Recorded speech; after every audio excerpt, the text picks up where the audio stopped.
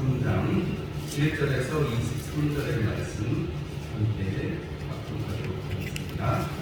그날 예수께서 집에서 나가사 바닷가에 앉으시매 큰 무리가 그에게로 모여들거늘 예수께서 배에 올라가 앉으시고 온 무리는 해변에 서 있더니 예수께서 비유로 여러 가지를 그들에게 말씀하여 이르시되 씨를 뿌리는 자가 뿌리러 나가서 뿌릴새 더러는 길가에 떨어짐에 새들이 와서 먹어버렸고 더러는 흙이 얇은 돌밭에 떨어짐에 흙이 깊지 아니하고 더 싹이 나오나 해가 누른 후에 타서 뿌리가 없으므로 말랐고 더러는 가시떨기 위에 떨어짐에 가시가 자라서 기운을 말았고 더러는 좋은 땅에 떨어짐에 어떤 것은 100배 어떤 것은 60배 어떤 것은 30배의 결실을 하였느니라.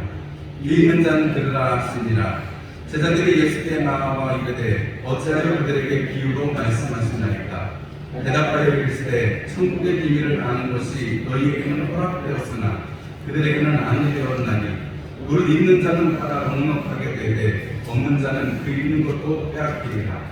그러므로 내가 그들에게 비유로 말하는 것은 그들이 보아도 보지 못하며 들어도 듣지 못하며 깨닫지 못함이니라. 이스라엘의 예언이 그들에게 이루어졌으니 이르렀으되 너희가 듣기는 들어도 깨닫지 못할 것이요 보기는 보아도 알지 못하리라. 이 백성들의 마음이 완악하여져서 그 귀는 듣기에 둔하고 눈은 감았으니 이는 눈으로 보고 귀로 듣고 마음으로 깨달아 돌이켜 내게 고침을 받을까 두려워함이라 하였느니라. 그러나 너희 눈은 봄으로 너희 귀는 들음으로 보게 있도다. 내가 진실로 너희에게 이르노니 많은 선지자와 의인이 너희가 보는 것들을 보고자 하여도 보지 못하였고 너희가 듣는 것들을 듣고자 하여도 듣지 못하였느니라. 그런즉 씨 뿌리는 비유를 들으라. 아무나 천국 말씀을 듣고 깨닫지 못할 때는 악한 자가 와서 그 마음에 뿌려진 것을 빼앗나니 이는 곧 길가에 뿌려진 자요 돌밭에 뿌려졌다는 것은 말씀을 듣고 즉시 기쁨으로 받되 그 속에 뿌리가 없어 잠시 견디다가 말씀으로 말미암아 환난이나 박해가 일어날 때에는 곧 넘어지는 자요 가시떨기에 뿌려졌다는 것은 말씀을 들으나 세상의 염려와 재물의 유혹에 말씀이 막혀 결실하지 못하는 자요 좋은 땅에 뿌려졌다는 것은 말씀을 듣고 깨닫는 자니 결실하여 어떤 것은 100배 어떤 것은 60배 어떤 것은 30배가 되느니라 하시더라. 오늘 말씀을 듣기에 앞서서 하나님 앞에 소망하며 또 여러분의 소원을 주님 앞에 아뢰는 기도의 시간 주시도록 하겠습니다.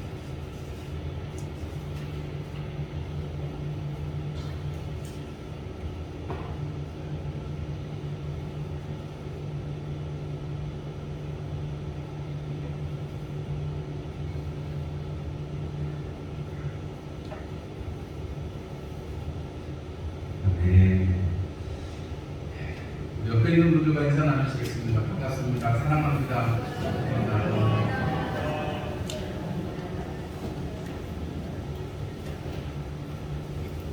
멀리 계신 분들하고 인사 나누시겠습니다. 우리 태경 선생님 아이를 출산하고 도연 안녕 안녕하세요. 네. 유아세대 반갑습니다, 여러분. 올 한 해 시작한 지 벌써 보름이나 지났습니다. 얼마나 시간이 빠른지 여러분 하루하루 늘 주님의 은혜에 충만하시기를 축원합니다. 네. 오늘 말씀은 마태복음 13장 1절에서 23절 씨 뿌리는 비유를 들으라 이런 제목으로 함께 은혜를 나누려고 합니다. 예수님께서 이 땅에 왜 오셨다고요? 하나님의 나라를 우리 가운데 소개시켜 주시려고 하나님의 나라를 우리에게 당부하시고 우리에게 맡기셨습니다. 처음에 사역하실 때 하셨던 말씀이 회개하라 천국이 가까웠느니라 하시는 그 말씀이었고 마지막에 우리에게 맡기실 때에도 하늘과 땅의 모든 것을 내게 주셨으니 하면서 우리에게 하나님 나라를 증거하도록 하셨습니다. 예수님께서 많은 사람들에게 이 소문이 나고 예수님이 처음 산상수훈 예수님께서 가르치실 때 천국이 그들의 것이다 하면서 천국은 마음이 가난한 자, 의를 위해서 핍박받는 자가 바로 천국의 주인이다라는 이야기를 해주셨고, 그 이야기를 쭉 받아서 마태가 기록을 한 것이죠. 마태복음은 조금 이 복음서마다 이 사건이나 예수님께서 하시는 말씀이 순서가 다른 것은 있습니다만, 제가 누차 말씀드리지만 그거는 우리가 충분히 이해할 만한 그런 얘기라고 말씀을 드렸습니다.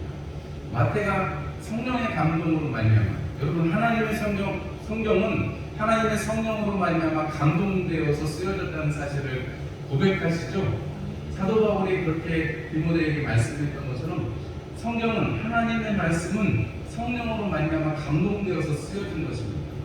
마태를 성령께서 감동시키실 때 마태가 이 예수님의 말씀을 기록할 때 오늘도 이 말씀, 우리가 12장의 맨 마지막에 어떤 말씀으로 끝나요?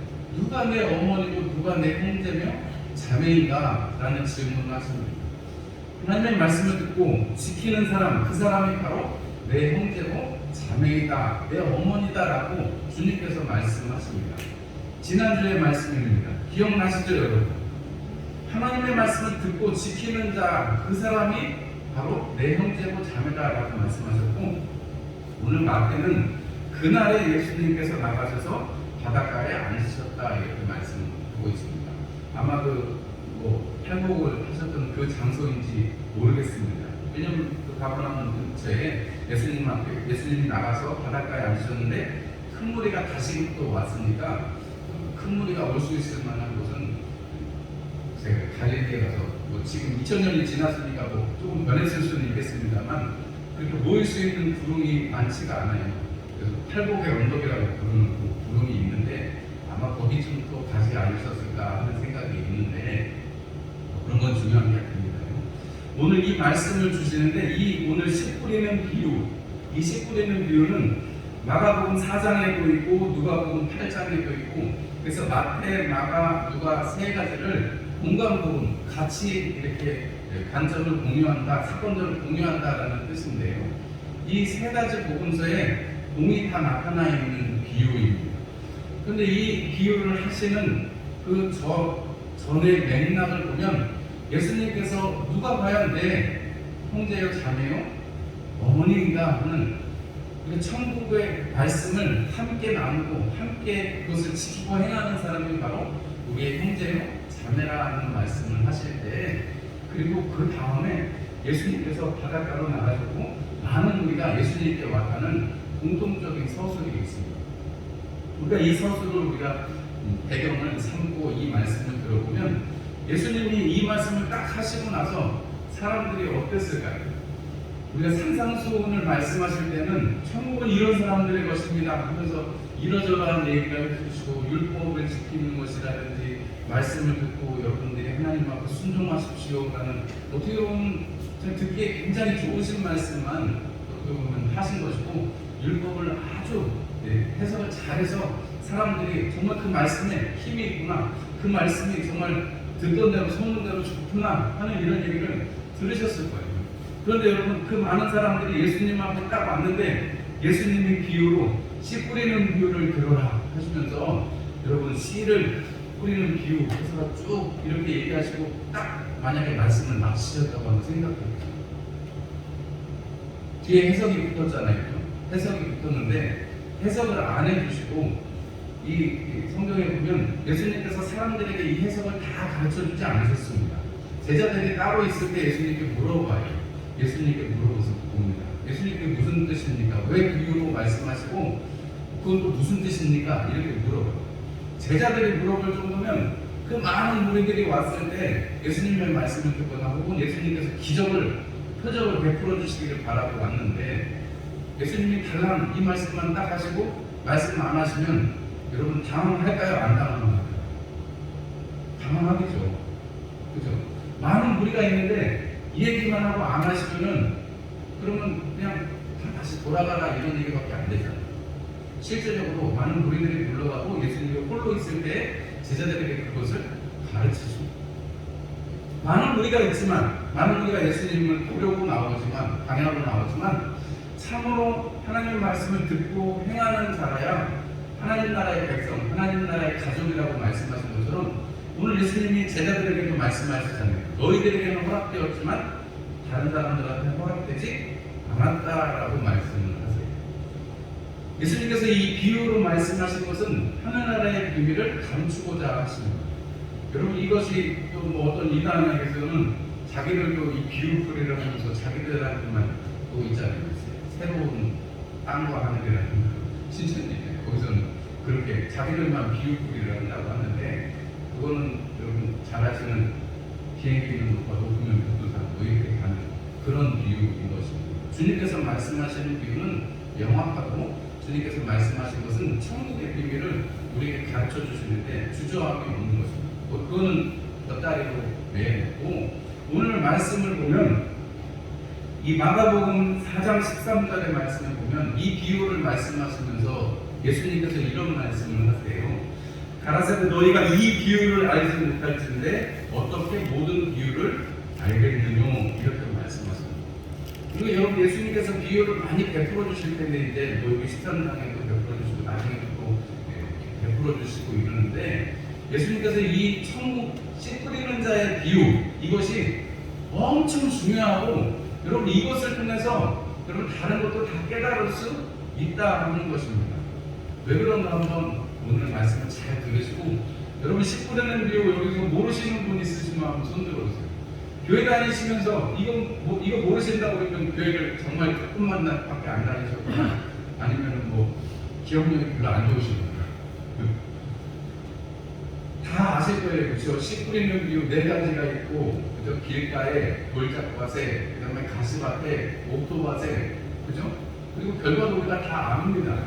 여러분, 제가 그 이야기를 드리겠지만 그 이야기에 앞서서 예수님께서 이렇게 비유로 말씀하시고, 이 비유를 들어라, 혹은 마가복음에서는 이걸 모르면 다른 비유는 모른다라고 말씀하시는 걸 보면 이 비유가 우리의 신앙생활에 천국을 사모하고 하나님 나라를 사모하고 하나님 나라를 지금 살아가고 있는 우리에게 얼마나 중요한 비유인가를 알 수가 있습니다. 어떤 분들은 옥토밭이 되어서 30배, 100배, 60배, 30배의 결실을 맺읍시다, 우리 좋은 밭이 됩시다, 이런 얘기를 하세요. 그 말씀도 물론 뭐 다른 면에서 성경을 볼 때는 맞습니다만, 여러분 오늘 이 말씀은 다른 말씀이 아니고 참된 제자가 어떤 사람들인가, 참된 천국의 사람들이 어떤, 천국의 가족이 어떤 사람들인가를 말씀하시고, 그 대비되는 면에서 많은 무리들을, 그 무리들을 대변해서 주님께서 하시는 말씀이라는 것을 생각해 보면, 그리고 오늘 예수님께서 10절에서 17절의 말씀에 이사야의 예언을 이야기하시면서 이사야가 하나님 앞에 부름을 받습니다. 그러면서 하나님께서 하시는 말씀이 뭐냐면, 가서 백성들을 깨닫게 하고 회개해서 내게 돌이켜라, 이런 말씀을 하시는 게 아니고, 가서 그들이 알지 못하게 해라, 하나님의 비밀을 알지 못하게 해라, 이런 말씀을 하세요. 마치 아담과 하와를 쫓아내고 화양검을 들고 손들로 지키게 하시는 것처럼 하나님의 비밀을, 하나님의 그 은혜에 들어오지 못하게 하신다는 거예요. 그들을 다 황폐할 때까지 그들을 막는다라고 말씀을 하십니다. 여러분 너무 신기하지 않아요? 예수님께서 이 천국의 비밀을 우리 가운데 가르쳐 주시러 오신다고 해놓고는 정말로 형제 자매된, 하나님의 가족이 된, 하나님의 말씀을 듣고 행하는 자, 깨달아서 알고 행하는 사람이 아니라 그 외에 그냥 표적이나 바라고 예수님께서 기적을 행하시는 것, 무슨 말씀을 하는지 드러나보자 하는 이런 사람들하고는, 여러분 그런 사람들하고는 예수님께서 확실하게 선을 긋고 계시다는 것을 알 수가 있습니다. 주님께서 이 비밀을 통해서 16절의 말씀에 보면 너희 눈은 봄으로 너희 귀는 들음으로 우리 있다라고 말씀을 해주세요. 여러분 이것을 통해서 그렇기 때문에 너희가 씨 뿌리는 이유를 들어야 한다. 마가는 이것 아니면 다른 이유도 알 수 있다, 이렇게 말씀하시는 것을 보면 그냥 우리가 단순하게 4가지 가치 있고 4가지 사람의 유형이 있고 말씀을 듣고 뭐 이런 그냥 우리가 피상적으로만 우리가 받아들일 것이 아니고, 이 비유를 통해서 예수님께서 우리에게 하시고자 하는 얘기는 다른 것이 아니라 바로 씨 뿌리는 비유를 통해서 하나님께서 하나님의 말씀을 베풀어 주시는데, 그 말씀을 통해서 우리가 어떻게 하나님 앞에 반응하고 하나님 앞에 있어야 할 것인가를 우리가 알고 깨달아야 한다는 것입니다. 여러분 이 말씀을 누구에게 주셨다고요? 제자들에게, 깨닫는 자들에게, 눈으로 볼 수 있고 귀로 들을 수 있는 사람들에게 주셨다는 것입니다.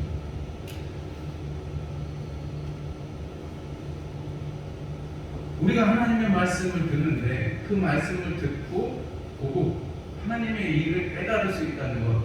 여러분 우리가 만약에 저기 뉴욕에 가면 이렇게 자유의 여신상이 서 있잖아요. 다 아시죠? 뉴스에도 많이 보시잖아요. 미국 그러면 이렇게 나오잖아요. 횃불 이렇게 자유의 횃불 두고 있는 여신상 같으니까. 여러분 우리가 그거를 가서 보지는 않았습니다만 우리가 사진을 봤으니까 여러분 그 사진을 보면서 아 이게 이렇게 생겼구나, 횃불을 높게 들고 있고 한쪽에는 저울을 들고 있구나 라는 것을 우리가 알고 있습니다. 어떻게 해서 알았어요? 봐서 알았습니다. 사진을 봐서 알았습니다. 우리 중에 뉴욕에 갔다 오신 분이 혹시 있는지 모르겠는데 뉴욕에 가신 분은 확실하게 그걸 봤겠죠. 우리가 확실하게 본 것도 뭐 제일 좋겠습니다만 적어도 사진으로라도 보고 아 이게 이렇게 생겼고 아, 뉴욕에 가면 자유의 여신상이 있어 라는 것을 우리가 알 수 있는 것은 보았기 때문에 그렇습니다. 그리고 그것이 사실로 거기에 뉴욕에 가면 그 강가에 바다가 연한 곳에 그게 서 있다는 사실을 우리는 다 알고 있습니다. 그죠? 우리 구에 없네 어떤 맛있는 음식점이 있다고 우리 만약에 들었으면 여러분 들은 걸로는 사실 끝나지 않습니다. 가서 우리가 먹어보면 아 맛이 어떻고 와, 사람들이 이렇게 해서 맛있다고 말하는구나 라는 것을 우리가 알게 됩니다. 들으면 여러분 우리가 들으면 거기서 깨닫게 됩니다. 제가 요즘에 좀 관심이 있어가지고 양자 물리학이라는 거에 대해서 유튜브를 가끔씩 보는데요. 저는 이렇게 차이업계가 아닌가 봐요. 잘 못 알아듣겠어요. 그런데 이 앞으로는 양자 물리학의 시대라고 이야기하고 또 어떤 목사님은 본인이 양자 물리학에 대해서 얘기를 하시는데 지금 잘 이해를 못해서 목사한테 알고 있어야 될 것 같아가지고 양자 물리학 강의를 이렇게 찾아서 듣는데 제가 공부를 논 지가 오래돼서 그런지 양자 물리학은 이해를 잘 못하겠어요. 듣기는 들어도 이게 참 이해가 잘 안 돼요. 근데 여러분 정말 들어서 이해가 딱 되는 이야기도 있습니다. 재밌는 이야기, 관심이 있는 이야기, 내가 호기심이 있던 이야기, 여러분 조금 자주 들으면 그것이 이해가 되어지기도 합니다. 오늘 예수님께서 이 비유를 베풀어 주시면서 제자들도 미처 다 이해하지 못하는 이 비유의 말씀을 베풀어 주실 때 이 비유를 통해서 듣고 볼 수 있는 은혜가 있다는 것, 깨닫는 마음이 있다는 것이 얼마나 큰 은혜인가, 그리고 그런 가운데 있다는 것이 얼마나 큰 복인가라는 것을 예수님은 강조를 하고 계신 것이고요. 누가 내 형제냐? 그리고 그 수많은 무리들 앞에서 구별되어진 이 제자들에게 이 말씀을 비유를 풀어주실 때 그들에게 하나님 나라의 비밀을 아는 것이 허락되었다라고 말씀을 하시는 것입니다. 그럼 우리가 길가에 떨어진 씨앗 뭐예요? 마귀가 가서 믿어서 구원받지 못하게 하려고 그냥 뿌려진 씨앗을 자꾸 가져가는 거예요. 길가에 뿌려졌다. 단단하고 그런 세상의 말씀으로 듣지 못하게 되는 것입니다. 여러분이 소돔과 고모라 때를 한번 생각해 보시기 바랍니다. 가서 이제 하나님의 심판이 임한다고 말했는데 소돔과 고모라 사람들이 하나님의 말씀을 뭐로 여겼다고 했어요? 성경에 농담으로 여겼다고 쓰여 있습니다. 여러분 하나님의 말씀이 농담이라는 거예요. 여러분 마치 소돔과 고모라 때처럼 지금 이 시대에 하나님의 말씀이 농담처럼 여겨지고 한물 간 것으로 여겨지고 기독교 이 세계에 있는 그 사람들이 믿는 하나님의 말씀은 이미 한풀 지나간 거라고 사람들이 이야기합니다. 농담으로 여깁니다. 여러분 이때도 마치 그때 소돔과 고모라 때처럼 그런 사조와 그런 생각들이 만연해 있습니다. 여러분 길가에 떨어진 씨앗은 이 하나님의 구원을 받지 못하게 하려고 그 눈을 가리고 말씀을 빼앗아 가는 것입니다. 여러분 바리새인들이 하나님의 말씀을 들어서도 예수님의 이적을 보았어도 하나님의 말씀을 그렇게 잘 읽고 정말 조문조문 하나까지 다 지킨다고 하는 바리새인들이 하나님 앞에 은혜를 얻지 못하는 것을 보면 여러분 바리새인들 이 길가에 뿌려진 씨앗이 어떤 것인지를 이해를 하실 수가 있을 거라고 생각이 들어요. 흙이 얇은 돌밭에 떨어진 씨앗이 있습니다. 이스라엘 지역은 다 석회암층이기 때문에 흙이 많은 데도 있지만 흙이 없는 데도 많이 있다는 거 누구나 다 알고 있습니다. 이렇게 바위가 있고 그게 흙이 한 10cm나 20cm 정도 이렇게 덮여있는 그런 밭이 있다는 거예요. 그러면은 돌 위에 흙이 살짝 덮여있는 그런 밭이라면 여러분 어떻게 되겠어요? 씨앗이 뿌려진 다음에 바로 햇볕이 있을 때 말라서 죽어버리겠죠. 그것에 대해서 성경에 예수님은 이렇게 말씀합니다. 기쁨으로 받지만 뿌리가 없어서 잠시 견디다가 시련이 일어날 때 배반하는 사람이다. 마가복음에 이렇게 표현합니다. 여러분 말씀을 받아도 여러분 뜨거운 그런 시련이 오면 그때 근본부터 말라버리는 거예요. 뿌리부터 말라버리는 것입니다. 여러분 이것이 여러분 우리가 멀리서 찾을 필요가 없이 저 출애굽 때 이스라엘 백성들이 하나님의 그 큰 역사를 경험했잖아요. 죽음이 유월하는 역사를 경험했고 그 모든 보화와 재물을 가지고 양들을 끌고 출애굽을 했는데 여러분 하나님께서 이 애국 그 군대가 쫓아올 때 불기둥으로 막아주시고 앞에 바람이 불어와서 길이 열리는 걸 눈으로 목도했음에도 불구하고 그리고 그 바다로 난 길을 걸어서 건넜음에도 불구하고 바로 뭐 때문에 원망해요? 물이 없다고 원망. 아니 우리가 할 일이 없어가지고 여기까지 나와서 물이 없이 죽게 할 거냐. 우리가 고기가 없는데 고기가 있던 그때가 좋았다 이러면서 계속해서 불평합니다. 하나님이 구원해 주셨어도 여러분 시험이 오니까 목마르고 고기가 먹고 싶어지니까 금세 믿음이 떨어지고 원망의 말을 하는 이스라엘 백성들을 보게 됩니다. 여러분 우리가 이 땅에서 그런 모습이 많이 있죠. 하나님을 배반하고 내가 해보겠다는 그런 때가 있습니다. 그런 것들을 바로 흙이 얇은 돌밭에 떨어진 씨앗이라고 말합니다. 가시떨기 위에 떨어진 씨앗이 있습니다. 가시떨기도 자라고 농부가 뿌린 씨앗도 자랍니다. 그러면서 막 얽혀가지고 상처를 내고 그 기운에 맡겨가지고 가시 기운에 맡겨서 열매를 맺지 못한다고 말하는데 마가복음에서는 이것을 이생의 염려와 재물과 향락의 기운이 맡겼다 이렇게 표현합니다. 여러분 우리가 이스라엘 백성들의 역사를 보면 마지막 때에 가면 이스라엘 왕국도 그렇고 유다 왕국도 그렇고 뭐 때문에 망해요? 하나님을 섬겨야 되는데 하나님을 섬기지 않고 이스라엘은 뭐 때문에 망했어요? 다윗이 세운 예루살렘 성에 있는 하나님의 성전에 올라가지 않고 우리는 이 땅에 있는 베델과 단에 가서 그 하나님을 예배하면 된다. 거기 있는 하나님이 우리 하나님이냐 하면서 하나님 앞에 올라가지 않습니다.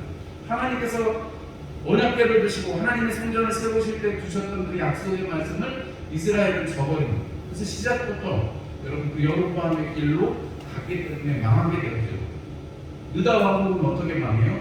여러분 유다 왕국은 하나님을 섬기는 그 성전에 다른 이방의 신상들이 들어오고 원래 쓰여져야 될 그 성전의 용도가 그 용도 외로 쓰이고 사사로이 쓰여질 때 그리고 하나님의 영광을 바라보지 못하게 될 때 여러분 유다 왕국이 망했습니다. 여러분 가시떨기 위에 떨어진 이 씨앗처럼 여러분 우리가 믿음으로 함께 자란다고 하지만 세상을 바라보면 세상의 염려와 재물과 또 유혹에 우리가 넘어갈 수밖에 없는 인생을 살고 있다는 것입니다.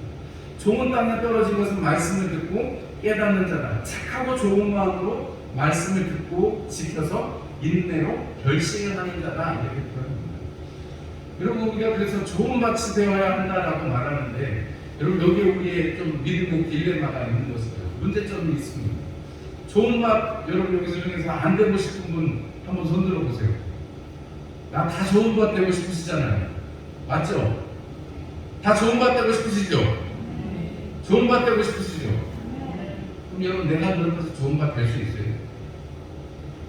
여러분 농사를 제가 이렇게 밭에 몇평 대가 하나도 적으니까 좋은 밭 만들려고 여러분 처음에 밑에 뭐 여러 가지 건축 테크닉 같은 것도 있고 근데 조금만 기획하면 그런 게 있습니다. 기계 안 가요. 대신에 겉에 있는 잔돌이나 이런 걸 다 골라내고 지나다니면서 본 것처럼 흉내내라고 모랑도 만들고 열심히 농사를 3해 동안 지었습니다. 올해도 또 지을 건데 조만큼만 지을 거예요. 거기가 힘들어서 못 지겠어요. 근데 여러분 저 좋은 밭을 만들려면 돌만 골라낸다고 해요. 좋은 밭에는 뭐가 들어가야 돼요? 거름도 들어가고 기타 여러 등등 해줘야지 좋은 밭이 됩니다. 우리 권사님들이나 우리 주변에 농사 지으시는 분들 보면 봄 되시면 다 땅 갈아엎으시고 막 이 퇴비 같은 거 이렇게 3m마다 하나씩 다 이렇게 늘어놓는 모습을 봐요. 좋은 밭을 만들어 놓고 거기다 씨를 뿌리려고 하는 것입니다. 그렇게 씨를 뿌려야 열매가 튼실하게 작황이 좋다는 사실을 압니다. 이게 모르시는 분은 없죠? 다 아실 거예요. 좋은 밭은 밭이 만드는 게 아니고 농부가 만드는 것입니다. 여러분, 우리가 좋은 밭이 되고 싶다면 여러분 하나님 앞에 하나님 나 정말 좋은 밭이 되고 싶습니다 라고 소망하시는 여러분들이 되시기를 주님의 이름으로 축원합니다. 주님을 향해서 주님이 어떤 분이신지는 모르지만 주님을 향해서 지금 따라오고 있는 제자들, 주님을 향해서 따라가고 있는 제자들을 향해서 예수님께서 이 말씀을 주십니다. 너희들은 듣고 너희들은 이것을 깨달을 수 있다. 너희들은 볼 수 있다. 너희들은 들을 수 있다. 너희들은 마음에 깨달을 수 있다라고 말씀을 해주세요. 그 뜻은 하나님의 말씀을 듣고 지키는 그런 옥토밭이 된다는 것은 하나님의 역사에 적어도 우리의 마음을 기기울이는 것입니다. 우리의 몸을 거기에 붙들어 매는 것입니다. 여러분, 하나님께서 하셔야 우리가 좋은 밭이 될 수 있어요. 다시 그래도 뽑아줄 수 있고, 여러분 돌짝도 걷어내 주실 수 있는 것입니다. 내 힘으로는 밭은 그것은 할 수가 없어요. 밭은 그저 씨앗을 받아들여서 거기서 싹을 틔우는 것입니다. 말씀을 듣고 지키는 것입니다. 우리의 마음밭을 옥토밭으로 바꿔주시는 분은 하나님이십니다. 여러분, 마지막에 또 이제 비유를 살펴보겠습니다만, 가라지하고 여러분 같이 있는데 가라지를 뽑지 말라고 하세요. 이 세상에 가라지랑 같이 가라고 하시는 거예요. 여러분, 이 세상에 우리는 어떻게 보면 가시떨기가 우리에게 옆에서 자랄 수도 있고 우리 옆에 우리의 생장을 막는 돌무더기가 있을 수도 있습니다.